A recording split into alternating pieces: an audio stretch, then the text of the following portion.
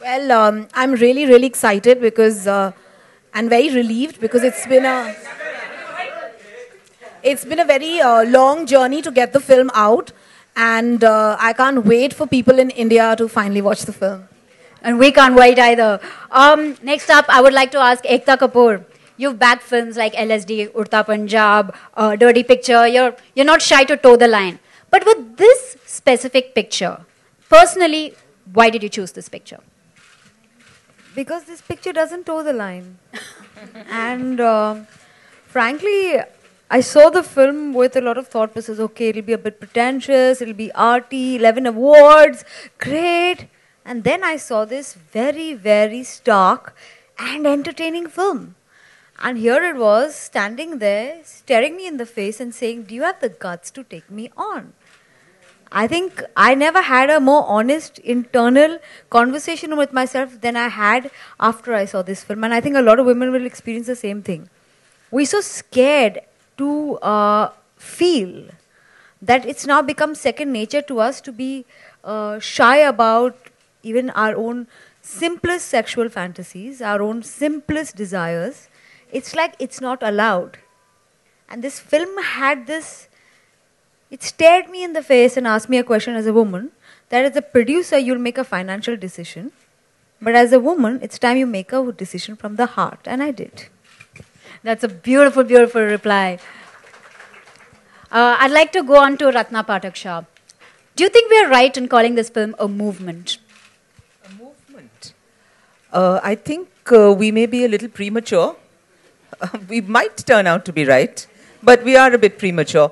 Anyway, let's not load the film down with words such as life-changing, movement, new wave, etc., etc. All these things labels can be very hard to live with. What I saw when I saw the film was that here is an extremely interesting, extremely sensitive, funny film. I enjoyed watching it, and I think the audience will too. I hope so too. Konkana ma'am, why do you think it's important for millennials to watch this film? The younger kids. I think that, a lot of us today take for granted the kinds of struggles that women have gone through just in the last 100 years, we just take it for granted.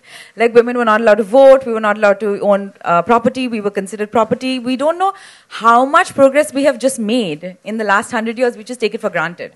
And of course, there's a long way to go still, but I think that this film is one of those films which definitely it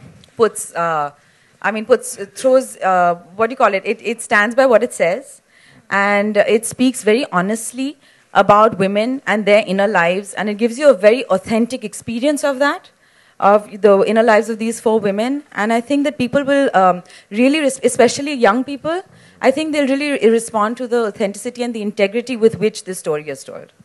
Because if a man can own it so easily, I don't see why a woman can't. We've just been doing so many things behind closed doors for years, and nobody talks about it. And till the ban came about, as Alankrita was just talking about it with us a few minutes ago, we didn't realize that that as a woman we really don't have rights like the way men do. Not only in India, but also all across the globe. You may think that everybody in America or a Japan or a Sweden or a Finland, they are so out there, they're so progressive, but no. A woman is still where she is supposed to be in all these countries. So India alone is not fighting this battle. I think the whole world is fighting this battle, especially America right now, who used to think they're so progressive.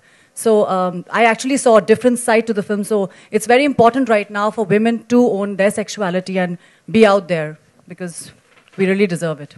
That is so true. I work with an educational NGO, so I know what it's like. 10, 15 years ago, when we first started work, we were doing some stuff which had to do with the way in which the body develops.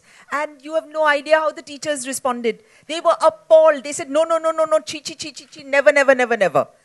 10 years down the line, the same teachers come up to us and say, we can't thank you enough. You know, this has given us a way to talk about something that nobody wants to talk about, and it's so important to talk about. Would you put a child inside a swimming pool without teaching that child how to swim?